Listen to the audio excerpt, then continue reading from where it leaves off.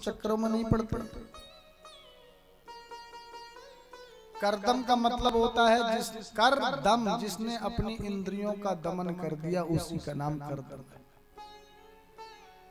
करदम जी सीधे वन में गए, जंगल में जा करके बरसों भजन किया, और भजन करते करते एक दिन वन के नीचे नजर डाल करके देखा तो कोई गृहस्थ अपनी पत्नी बच्चे के साथ में जा रहा था। सो मन में आया, वाह ये गृहस्थियों का जीवन कितना सुंदर है, छोटा सा नन्हा सा बालक और पत्नी। सुखदेव जी कहते हैं, राजन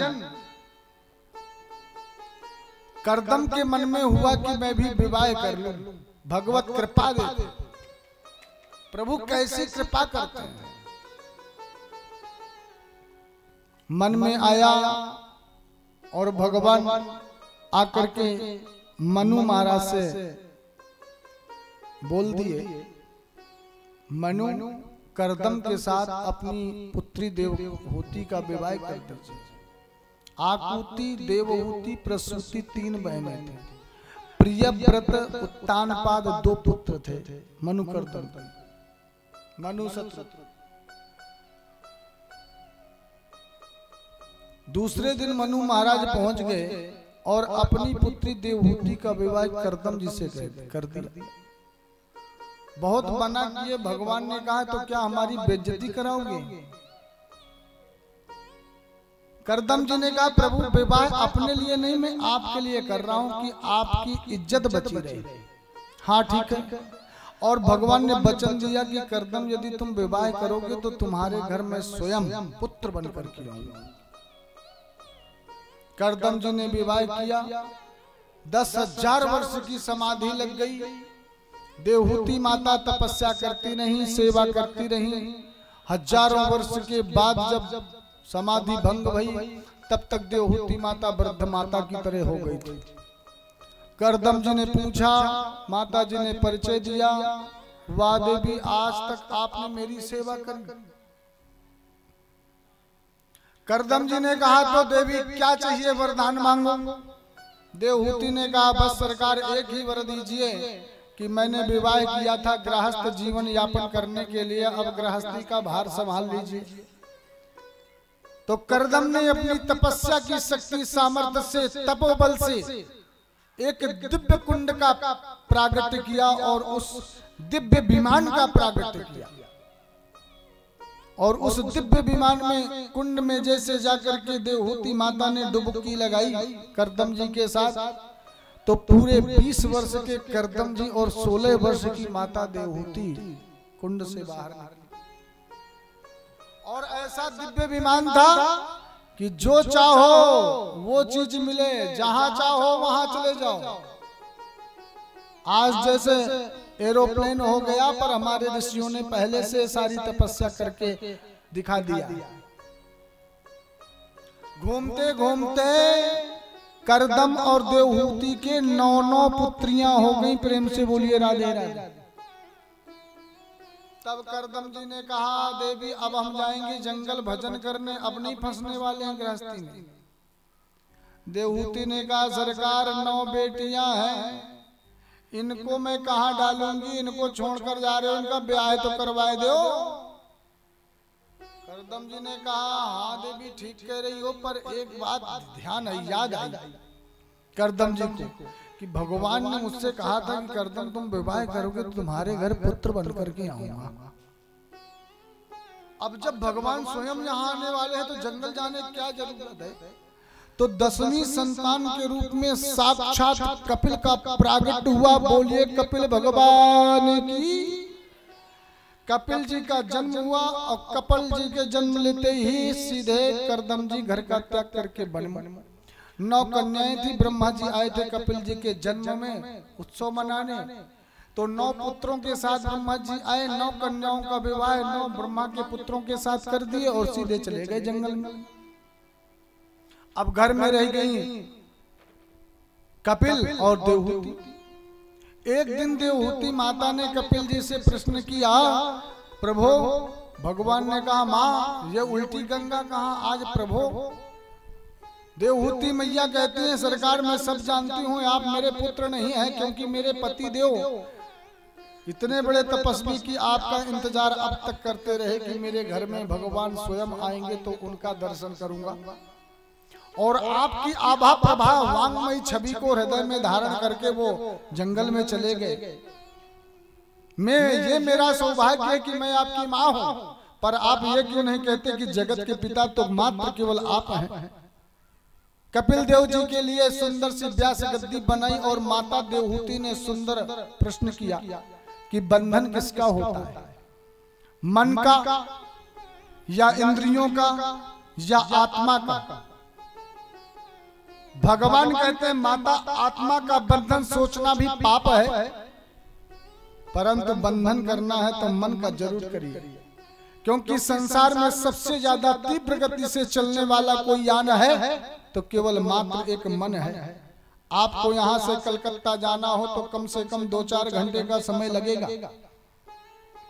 प्लेन की यात्रा भी करें तो एरोप्लेन से आपको कम से कम 2-2.25 घंटे का टाइम लगेगा, परंतु आपके मन को यदि कलकत्ता जाना हो तो 2 सेकंड में पूरा कलकत्ता घूमकर वापस यहाँ आ जाएगा।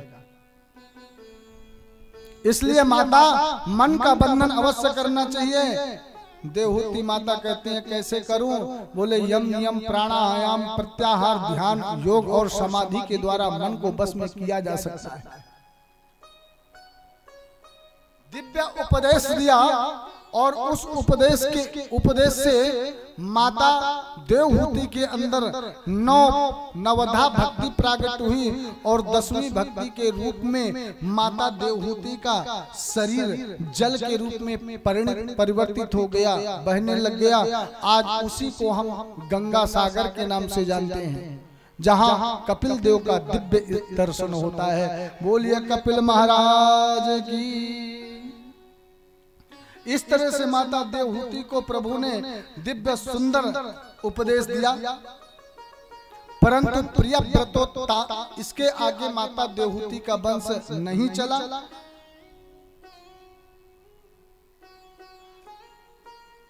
आकृति देवहूति प्रसूति, माता देवहूति का वंश आगे नहीं चला।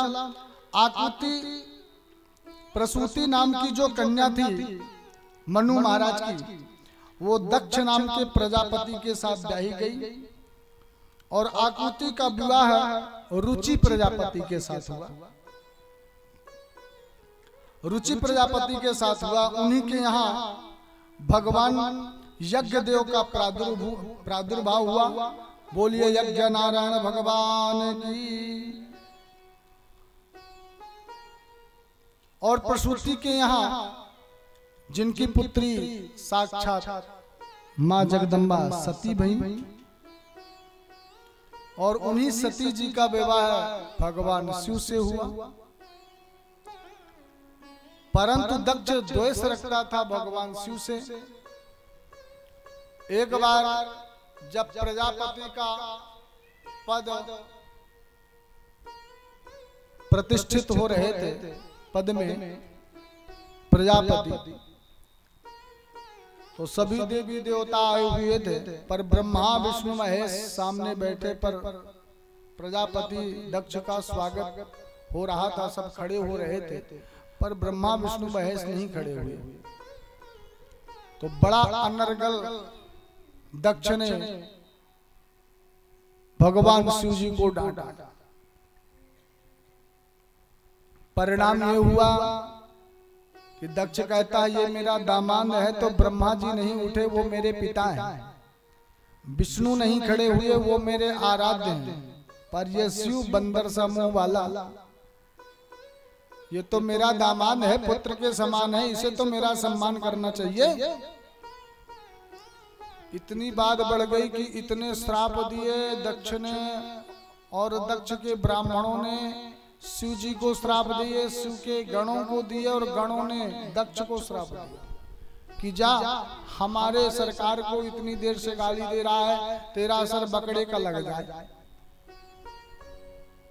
भगवान तो चले गए, पर द्वेष बस कनखल में एक यज्ञ किया दक्ष ने, सभी देवताओं को आमंत्रित किया, पर शिव जी को कोई आमंत्रण नहीं दिया। सभी देवता आए यज्ञ में, पर भगवान का जो दिव्य स्थान कैलाश है वहां ऊपर से हिमालय से होते हुए जा रहे थे सभी देवगण। माता जी की नजर पड़ गई। माता जी ने कहा वाह, आज तो बड़े बड़े देवता जा रहे हैं।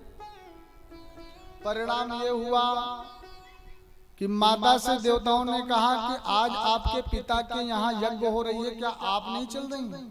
माता जी ने कहा लो कर लो बात, हम ही को नहीं पता है कि हमारे पिता महाराज यज्ञ कर रहे हैं। भगवान भोलेनाथ जी की इच्छा नहीं थी, पर माता जी फिर भी यज्ञशाला में गईं और वहां जाकर जब उन्होंने अपना और भोलेनाथ जी का अपमान देखा तो माता जी ने यज्ञशाला में अपने प्राणों की आहुति प्रदान कर दी। भगवान के गणों ने उपद्रव किया तो ब्राह्मणों ने मंत्र से अभिमंत्रित करके जल फेंका और उन भगवान शिव के गणों को मार भगाया। इधर भोलेनाथ जी को मालूम पड़ा, क्रोध आया, एक जटा टूट कर नीचे गिरी। वीरभद्र नाम का वीर पैदा हुआ, प्रकट हुआ और वो सीधे दक्ष की यज्ञशाला में, जिसने जो भी जिस ब्राह्मण ने जितना उसका अपराध था उतना वीरभद्र ने दंड दिया और अंत में दक्ष की धड़ को, गर्दन को धड़ से अलग कर दिया और कुंड में स्वाहा कर दिया। देवता दौड़ते दौड़ते भगवान के पास गए, ब्रह्मा जी गए और भोलेनाथ जी के सामने खड़े हो गए। सरकार, यज्ञ का जब यजमान ही नहीं रहा तो पूर्णाहुति कौन करेगा? भोलेनाथ ने कहा उसमें कौन सा हमें कुछ मिलना है कि हम कुछ करें, हम क्या लेना देना है? बोले सभी देवता एक स्वर में बोले सरकार, आज से यज्ञ के बाद जो बची हुई सामग्री होगी वो सब भोलेनाथ जी को समर्पित की जाएगी, सब भोलेनाथ जी के नाम का होगा। भोलेनाथ जी ने कहा तो चलो ठीक है। भोलेनाथ ने जाकर के दक्ष के धड़ में बकरे का धड़ लगा दिया कि अब तक बहुत गालियां दे रहा था, कम से कम अब तो सुधर जाएगा। और बकरे के गला लग जाने से दक्ष ने भगवान शिव की दिव्य स्तुति करी। हे प्रभु सरकार, मैं आपको पहचाना नहीं, पर आपकी कृपा जिसमें हो जाए वो भला उसे दुनिया में क्या नहीं मिल सकता है। बड़ी स्तुति, दिव्य स्तुति गाई। आगे सती का भी वंश नहीं चला। प्रियव्रतो उत्तानपाद, दो पुत्र थे मनु महाराज के, प्रियव्रत और उत्तानपाद। प्रियव्रत का मतलब होता है जिसने सुंदर प्रतिज्ञा करी, और यानी प्रियव्रत जैसे आप सोमवार का व्रत रखते हैं या मंगलवार का रखते हैं या एकादशी का रखते हैं, ये भी एक व्रत है, प्रतिज्ञा। प्रियव्रत, प्रिय यानी अच्छी और प्रतिज्ञा, व्रत यानी प्रतिज्ञा। उत्तानपाद, जिसने अपने कर्मों के द्वारा सुंदर पद की प्राप्ति करी उसे उत्तानपाद कहते हैं। कुछ लोग कहते हैं जिसका उल्टा जन्म होता है वो भी उत्तानपाद है। प्रेम से बोलिए राधे राधे। राजा उत्तानपाद हुए। उत्तानपाद राजा प्रियव्रतोत्तानपादो शत्रुपापते सुतो वासुदेवस्य कलया रक्षायाम जगतः स्थितः। उत्तानपाद राजा की पत्नी है सुनीति। सुनीति का मतलब होता है सुष्ठु नीति यस्य सह सुनीति। जो वेद के बताए हुए मार्ग पर चले उसे सुनीति कहते हैं। जो सतमार्ग को अपनाती हुई चले उसे सुनीति कहते हैं। और जहां सुनीति है वहीं ध्रुव फल की प्राप्ति होती है।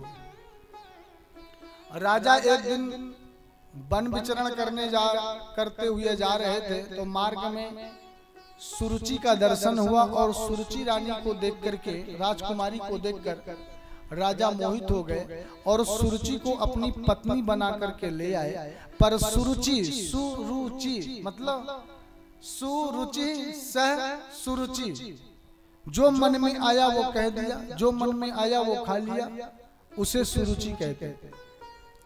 सुरुचि ने आते ही कह दिया यदि हमें रखना है तो इसको निकाल दीजिए। और सुरुचि से अधिक प्रेम होने के कारण सुनीति पत्नी का त्याग कर दिया राजा ने। सुनीति ने जंगल में जाकर रहना शुरू किया, संतों की सेवा करी। जब गई थी तब गर्भवती थी, संतों की सेवा करी, परिणाम ये हुआ कि ध्रुव फल की प्राप्ति भई। प्रेम से बोलिए राधे। संतों ने प्रसन्न होकर एक ही दिन सुनीति से कहा, बेटी तुमने इतने दिनों से वर्षों से पूजा हमारी सेवा कर रही हो, मांगो क्या चाहिए। सुनीति ने कहा, बाबा यदि कुछ देने की इच्छा है तो एक ही वर दीजिए कि जो मेरी सौत है उसके पुत्र नहीं होता, वो पुत्रवती हो जाए।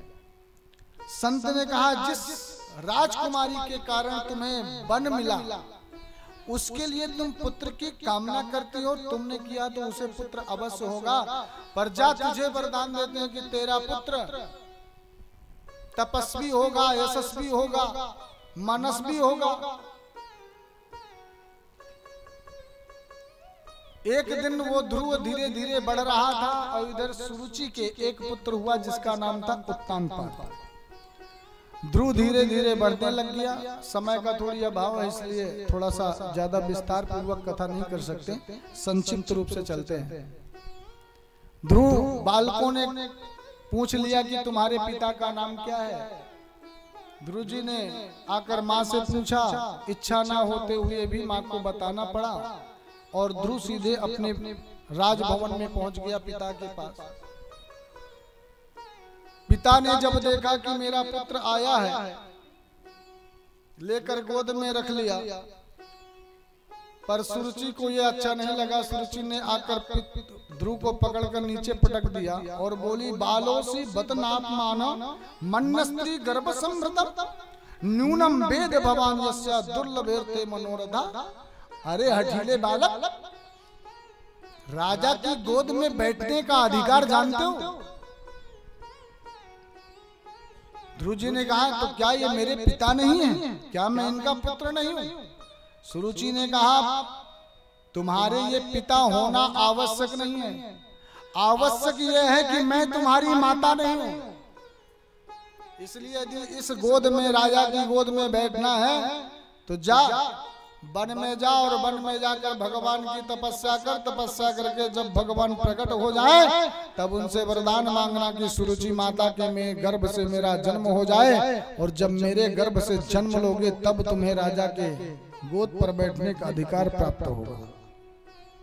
आज सुरुचि ने भगवान का अपमान कर दिया कि संत कहते हैं गर्भवास समम दुखम न भूतो न भविष्यति, और सुरुचि कहती है मेरे गर्भ में आने के लिए भगवान की तपस्या कर।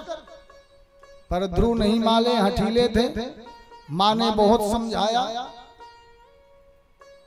पर नहीं माने, चल दिए। माँ ने भी कहा कि बेटा यदि भगवान का भजन करने तुझे कल जाना है तो आज जा, आज जाना है तो अभी जा, और अभी जाना है तो इसी वक्त जा, क्योंकि जब वो पदवी मिल जाती है तो कोई पदवी शेष नहीं रह जाती। किसी संत ने कहा है, जिसका कोई अंत नहीं, जिसका कोई अंत नहीं उसे आसमा कहते हैं, जिसका कोई अंत नहीं उसे आसमा कहते हैं, और ममता का जिसके अंत नहीं उसे ही सज्जनों माँ कहते हैं। माँ ने कह दिया जाना है तो जा, पर एक बात ध्यान देना, भगवान को प्राप्त करके आना, और मेरा वरदान है कि तू विजयी होगा। ध्रुव जी चल दिए। रास्ते में जा रहे थे पर सोच रहे थे जाने मिलेंगे भी कि नहीं। तो बिन गुरु भवनिधि तरई न कोई, जो बिरंज शंकर सम हो, बिना गुरु के भगवान कैसे मिलेंगे। तो सामने से नारद जी आ गए। नारद जी ने देखा, वाह कितना सुंदर बालक है। एक बात है, होनहार बिरवान के लखत चीकने पात। बालक कितना होनहार बनेगा उसके गालों से पता पड़ता है। ये जो कपोल होते हैं ना, ये कपोल बता देते हैं कि ये बालक आगे चल करके कितना बड़ा बनने वाला है। तो होनहार बिरवान के लखत चीकने पात, कपोल बताता है। नारद जी ने कहा, क्यों बेटा कहाँ जा रहे हो? ध्रुव जी ने कहा बस अब तो एक ही लालसा है कि केवल गोविंद को पाना है। भगवान नारद जी ने कहा क्या मजाक समझ रखा है? बोले नहीं, पक्का भगवान को पाना है और पाके ही आना है। दिन में कितनी बार भोजन करते हो? बोले 5-6 बार। तो वहां तुम्हारी माता जी थोड़ो नहीं बैठी कि तुम्हें भोजन ला करके देंगे? बोले उसकी जरूरत नहीं है। जब दांत नहीं तब दूध दियो, अब दांत दियो कछ और भी देवो। बालक का जन्म होता है पर दांत नहीं होते, पर माँ के स्तनों में दूध पहले आ जाता है। और अब दांत दिया है तो खाने की व्यवस्था भी वही तो करेंगे, इसलिए अब तो पाना है। खड़ा तेरे दरबार में, खड़ा तेरे दरबार में दर्शन दिखा दो, मुझे श्याम सच्ची वो राहें बता दो। अब तो प्रभु केवल आपको पाना है। नारद जी ने कहा चेला बनाने लायक है तो क्या तुमने गुरु बनाया? बोले सरकार आपसे सुंदर गुरु और मिलेगा। और नारद जी ने कान में मंत्र दिया, आंखों से अश्रु बहाया और प्रभु से प्रार्थना करी, प्रभु मेरी लाज रखना। बच्चा विश्वास के साथ आ रहा है, यदि आपने इसको दर्शन नहीं दिया तो हमारी नाक कटी कटाई है। स्थान बता दिए, जाओ वृंदावन, यमुना के पावन तट पर बैठ करके भजन करो। और ध्रुव जी ने आकर के यमुना के पावन तट पर भजन किया। प्रथम महीना चल रहा था। 3 दिन तक कुछ नहीं खाते, तीसरे दिन केवल शाम को फल तोड़कर खा लेते हैं। दूसरा महीना प्रारंभ हुआ, 6 दिन तक कुछ नहीं खाते, फल का भी त्याग कर दिया और केवल जल पी लेते। तीसरा महीना प्रारंभ हुआ, तीसरे महीने में जल का भी त्याग कर दिए। ध्रुव जी महाराज केवल एक श्वास हवा को पी लेते हैं। चौथा महीना प्रारंभ हुआ, चौथे महीने में ध्रुव जी श्वास लेना भी बंद कर दिए, श्वास बंद कर लिए, हवा पीना भी बंद कर दिए और एक अंगूठे में खड़े हो गए। और 5वां महीना आते आते मेरे प्रभु का जब पूरे भगवान ध्रुव जी ने बंद कर दिया, अपनी श्वास बंद कर ली, तो पूरे आकाश में जितने भी जीव जंतु उड़ रहे थे, देवता जो विचरण कर रहे थे, उन सब का कंठारुद्ध हो गया। दौड़ते भय भगवान के पास गए, प्रभु हमें श्वास लेने में कष्ट होता है। भगवान ने कहा अभी मेरा छोटा सा बालक, मेरा भक्त ध्रुव मेरे लिए खड़ा है, उसका श्वास बंद, इसलिए सृष्टि का श्वास बंद। अब मैं जाकर उसका दर्शन करूंगा, तब सब ठीक हो जाएगा। और भगवान आए, ध्रुव के सामने खड़े हो गए।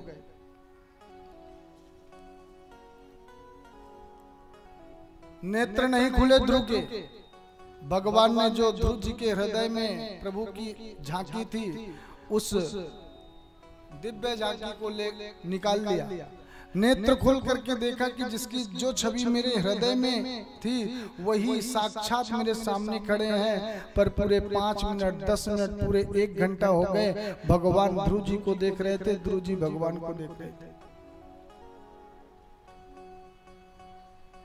भगवान ने सोच लिया कि ये कुछ कहने वाला नहीं, तब अपने शंख को लेकर कपोल गाल में लगाया। वेद वेदांत का ज्ञान प्रकट हुआ और ध्रुव जी बोल पड़े, योऽन्तः प्रविश्य मम वाचमिमां प्रसुप्तां संजीवयत्यखिल शक्तिधरः स्वधाम्ना अन्याश्च हस्तचरणश्रवणत्वगादीन् प्राणान् नमो भगवते पुरुषाय तुभ्यम्। प्रभु योऽन्तः प्रविश्य, आपकी कृपा से जीव का जन्म होता है। आपकी कृपा ना हो तो जीव कुछ लायक किसी काम का नहीं होता है। आपकी कृपा से वो वेद वेदांत बोल सकता है। आपकी कृपा से लंगड़ा भी पर्वतों को नाग सकता है, बावला भी वेद वेदांत बोल सकता है। पर आपकी कृपा ना हो तो किसी काम का नहीं है जीव। मूकं करोतु वाचालं पंगुं लंघयते गिरिं यत्कृपातमहं वन्दे परमानंद माधवम्। पर जब तक आप कृपा न करें तब तक जीव आपको जान भी नहीं सकता है। जो जानहित हूँ देहु जनाई, जानत तुम ही है जाई। उमादार जो सित की नाई, सब ही नचावत राम गोसाई। जिसको आप जनाते हैं वही आपको जान पाता है, अथवा जीवन पर्यंत आपको कोई जान नहीं सकता है। और जब आपको जान जाता है तो दुनिया के लायक रह नहीं जाता प्रभु। लाली मेरे लाल की जित देखूं उतला, लाली देखन में गई सो मैं भी हो गई लाल। ध्रुव जी को भगवान का वरदान मिला। ध्रुव जी ने कहा सरकार अब आपका दर्शन हो गया, क्या चाहिए? बोले जिस माँ के बचनों से आहत होकर आए थे सब भूल गए। जाओ तुम्हें वरदान देते हैं, अपने पिता की गद्दी में बैठो और राज्य करो, और अंत में जब मेरे धाम को आओगे तो तुम्हारे लिए एक अलग धाम बनवा दूंगा। ध्रुवलोक तुम्हारा एक अलग लोक बनेगा, ये वचन है। आज जैसे ध्रुव जी महाराज आए, उत्तानपाद ने आकर दिव्य स्वागत किया और ध्रुव जी महाराज ने अपनी माताओं को, पिता को प्रणाम किया। उत्तानपाद लज्जित होता हुआ अपने पुत्र को लेकर सिंहासन पर बैठाला और सीधे वन गमन कर गए, भजन करने चले गए। ध्रुव जी ने वर्षों, 10,000 वर्षों तक राज्य का पालन किया। एक दिन छोटा भाई जो था उत्तानपाद कुबेर जी के वन में बगीचे में घुस गए और वहां जाकर के कुबेर के मंत्री यंत्री संतरियों को सबको मार भगाया। युद्ध हो गया, यक्षों से युद्ध हुआ और ऐसा युद्ध हुआ कि उसमें मारा गया उत्तानपाद। इधर ध्रुव जी को मालूम पड़ा तो ध्रुव जी को क्रोध आया और ध्रुव जी ने जाकर कुबेर के हजारों सैनिकों को मार दिया। तब मनु महाराज आकर के सुंदर उपदेश दिया। मनु महाराज ने कहा बेटा ऋषिकेशानुवर्त नाम, हम ऋषिकेश के अनुवर्तियों का क्या यही कर्तव्य है? हम ऋषिकेश के अनुवर्ती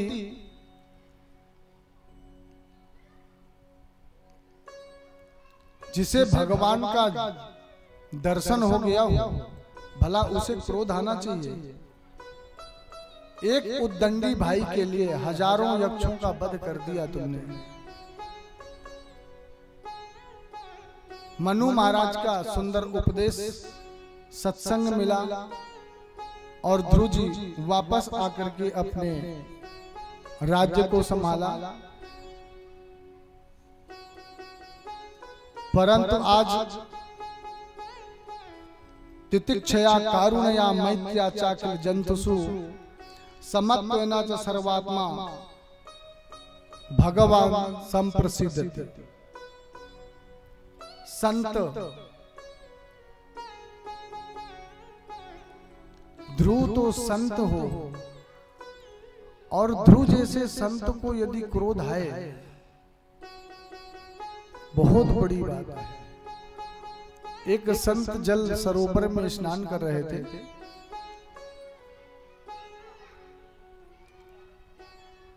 बिच्छू बह रहा था, बिच्छू को पकड़ा, डंक मारा, हाथ हिल गया, फिर से गिर गया। संत ने सोचा ये बह जाएगा, मर जाएगा, फिर से हाथ डाला, बिच्छू को उठाया, बिच्छू ने डंक मारा, हाथ हिल गया, बिच्छू बहने लग गया। संत ने फिर पकड़ा, सामने वाले ने कहा महाराज बार बार आप इसे पकड़ते और बार बार आपको डंक मारता है, बह जाने दीजिए, मर जाने दीजिए। संत ने कहा ये 2 ग्राम का बिच्छू अपने जाति के असर को नहीं छोड़ पा रहा, पर मैं 50 किलो का संत अपने जाति के असर को कैसे छोड़ूं? देखना यह है कि इसका काम है जो इसे छुएगा उसे ये डंक मारेगा, और मेरा काम है बहते हुए को बचाना, तो मैं इसको बचाऊंगा। देखना यह है इसमें जीत किसकी होती है। ऐसा उपदेश दिया मनु महाराज ने कि ध्रुव को समझ में आया। दिव्य विमान आया और विमान में ध्रुव जी को चलने के लिए भगवान के पार्षदों ने कहा।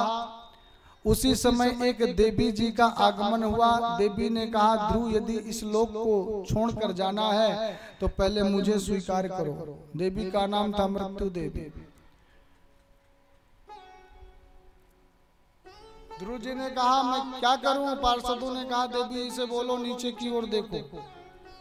नीचे की ओर नजर डाला तो ध्रुव जी ने मृत्युर मूर्ध्निम पदम दत्वा आरोहात ग्रहात भूतम, सर पर पैर रख करके सिंहासन पर चढ़ गए विमान पर, और विमान रूढ़ होकर चल दिए।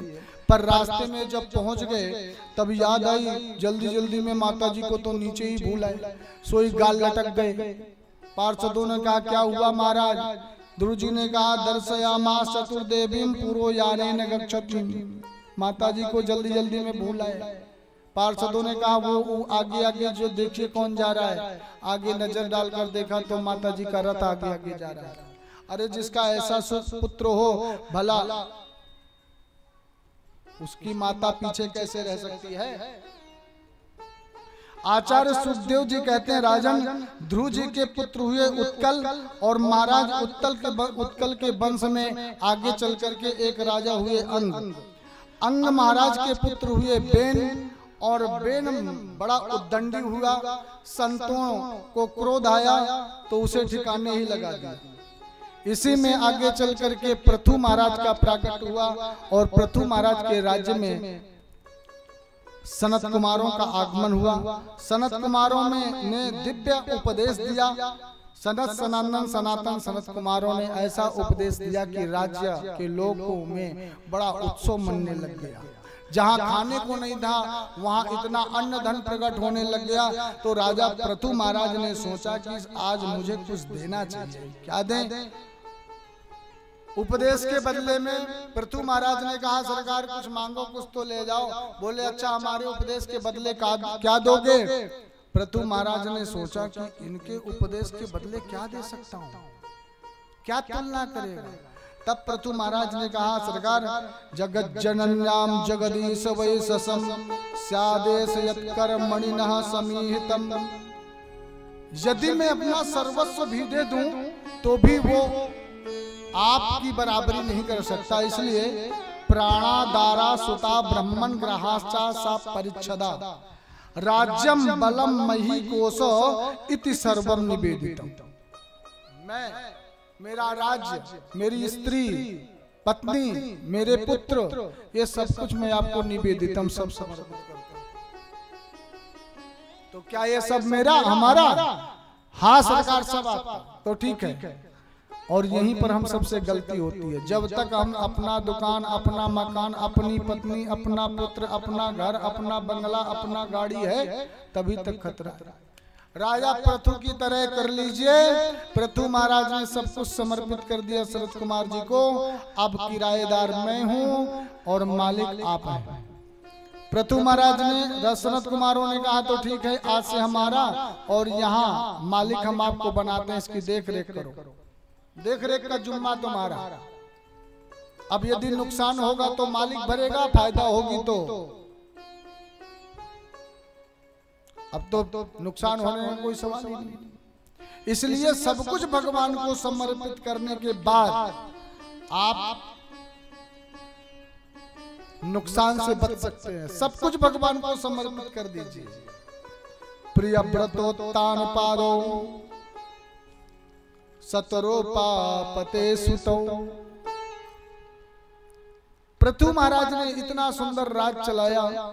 और आगे स्वामी सुखदेव जी कहते हैं, एक पुत्र और था उत्तानपाद का। भगवान की ऐसी कृपा हुई क्योंकि पृथु साक्षात भगवान के ही अवतार हैं। आगे श्री सुखदेव जी ने पुरंजनोपाख्यान का बड़ा सुंदर वर्णन किया और बोले, इसी वंश में जो प्रियव्रत हैं, प्रियव्रत जिनका मतलब प्रियव्रत, जिसने सुंदर प्रतिज्ञा करी, उसी का नाम प्रियव्रत है। प्रियव्रत ने एक प्रतिज्ञा करी थी, क्या? कि 24 घंटे होते हैं, 12 घंटे की रात्रि, 12 घंटे का दिन। यदि मैं रात्रि को मिटा दूं तो कितना सुंदर रहे, लोग अपने कार्यों को पूरा कर सकें, और उन्होंने कर दिया। सूर्य के समान दिव्य रथ को प्राप्त किया, रात्रि को भी दिन बना दिया। ब्रह्मा जी आए, बोले पुत्र तूने ये क्या किया? सृष्टि में जितनी आवश्यकता दिन की है उतनी ही आवश्यकता रात्रि की है। ब्रह्मा जी के समझाने पर प्रियव्रत माने, आगे चल करके इसी प्रियव्रत के पुत्र हुए आग्निद्र, आग्निद्र के बेटा हुए नाभि, नाभि के हुए ऋषभदेव जी, और ऋषभदेव जी के पूरे 100 पुत्र हुए, जिनमें से सबसे छोटे का नाम था भरत।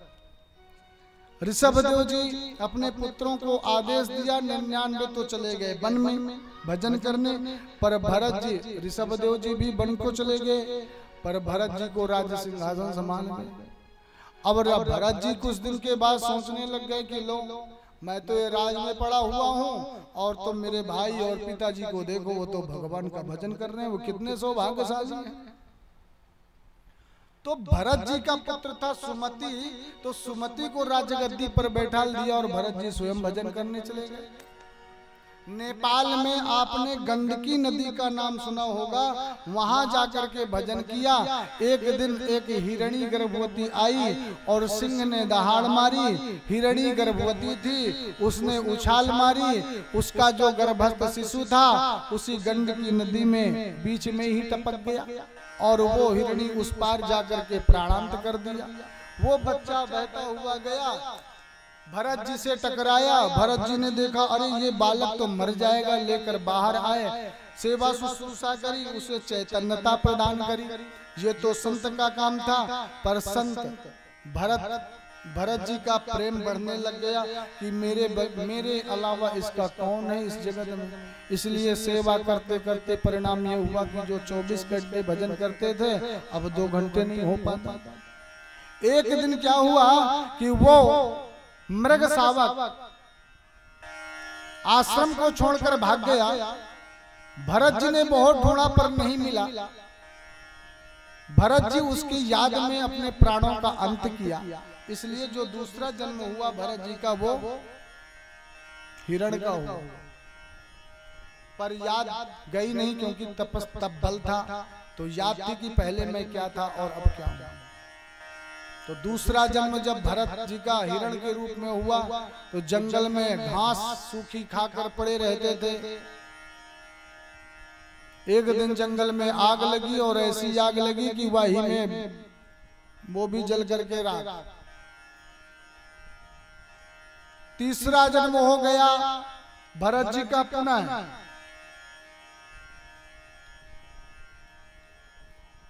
एक ब्राह्मण के घर जन्म हुआ, पर पूरा जीवन में पिताजी भाइयों ने गायत्री मंत्र सिखाते सिखाते परेशान, पर भरत जी ने कभी गायत्री का मंत्र भी नहीं सुनाया। परिणाम ये हुआ कि जड़ भरत नाम रख गया। रहुगण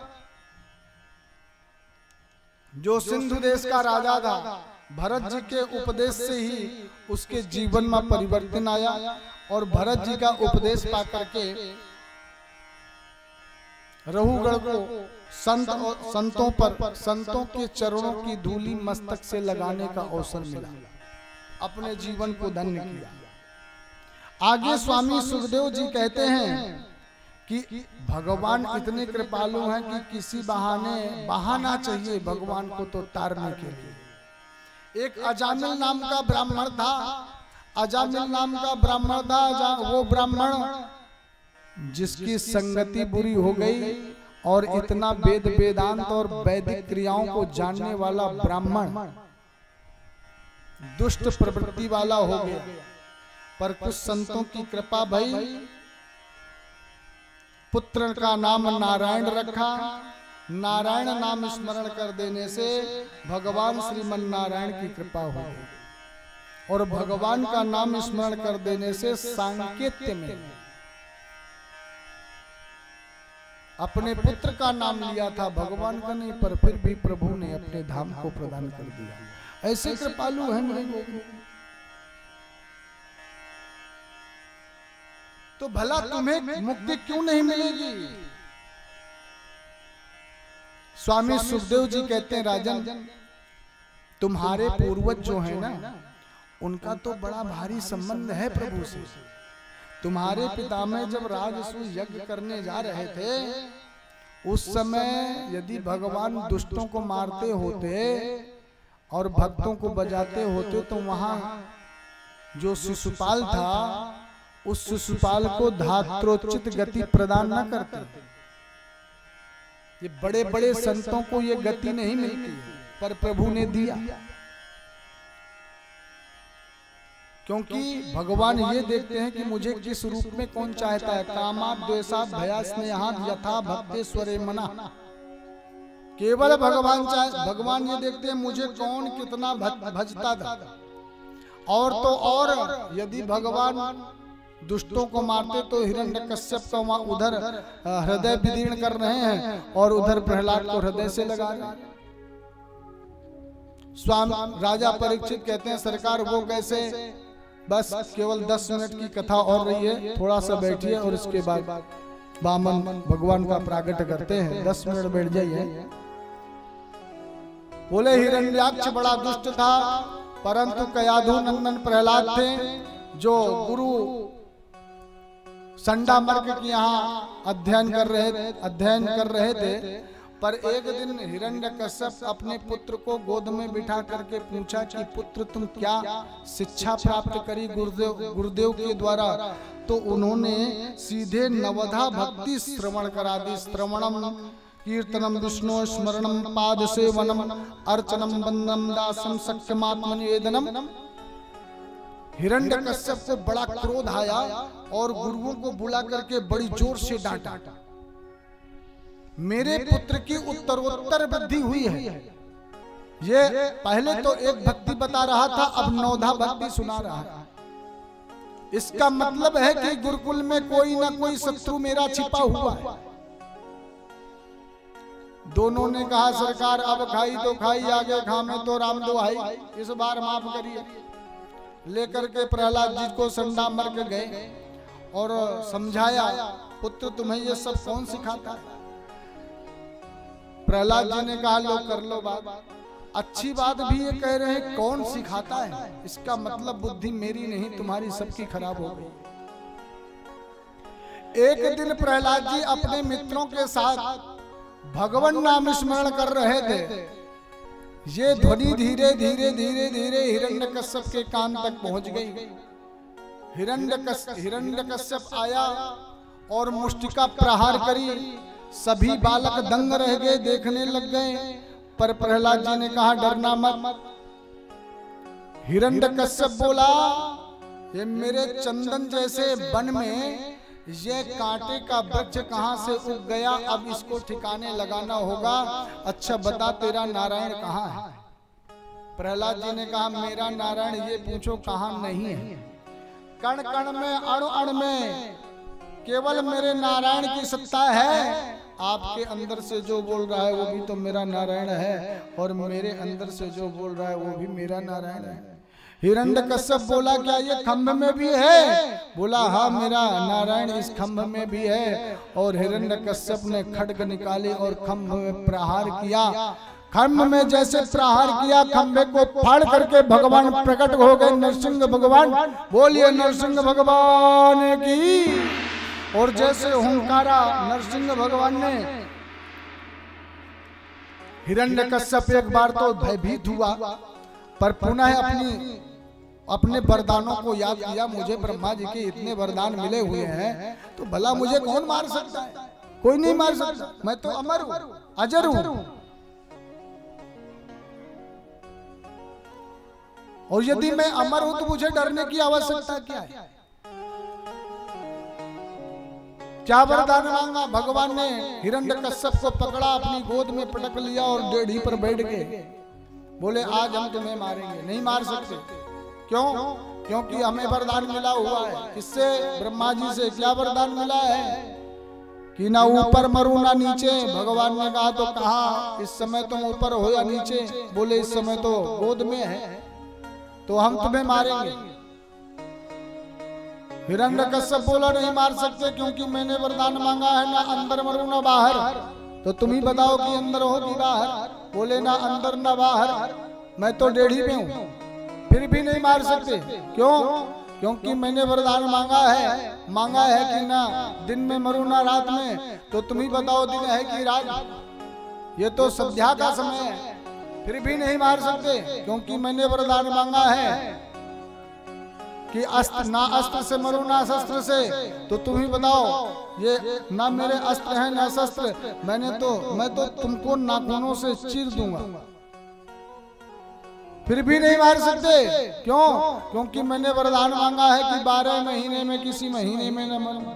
भगवान ने कहा 12 नहीं, ये 13वां पर्सनल तेरे लिए बनाया है, पुरुषोत्तम मास। भगवान ने कहा फिर हिरण्यकश्यप बोला फिर भी नहीं मार सकते, क्योंकि मैंने वरदान मांगा है कि ब्रह्मा जी तुम्हारी सृष्टि में किसी के हाथों से मेरी मृत्यु ना हो।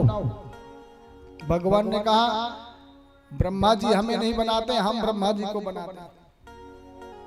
तो कौन हो तुम? भगवान ने कहा हम हैं नारायण।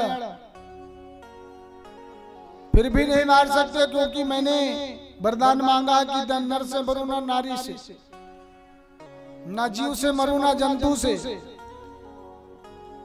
भगवान ने कहा तो तुम ही बता दो कि हम कौन हैं? आधे शेर हैं।